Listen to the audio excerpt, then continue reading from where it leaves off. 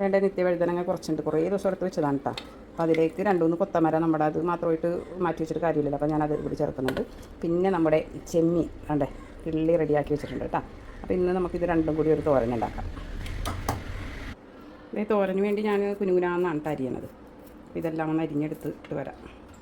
കുറച്ച് സമയം എടുക്കും എന്തായാലും അരിഞ്ഞെടുക്കാൻ, അല്ലെങ്കിൽ പിന്നെ കട്ടിങ് ബോർഡ് വെച്ച് അരിയണം. നോക്കട്ടെ, എന്തായാലും ഞാൻ അരിഞ്ഞെടുത്തിട്ട് വരാവേ.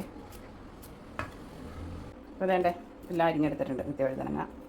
അതിലേക്ക് കുറച്ച് സവാള എല്ലാം ഒന്നിച്ചാണ് കേട്ടോ ഞാനിടുന്നത്.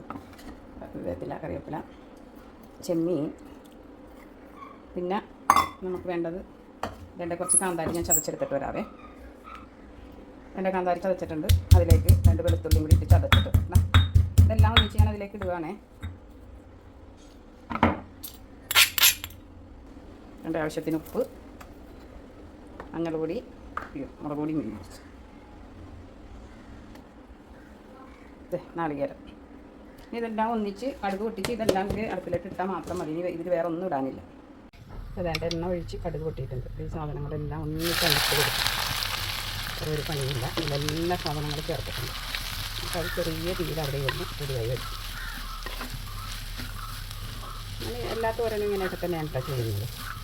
വെള്ളം ഒട്ടും തൊടാതെ നമുക്ക് ചെറിയ തീയിൽ ഇത് അവിടെ ഇരുന്ന് വെന്തോളും.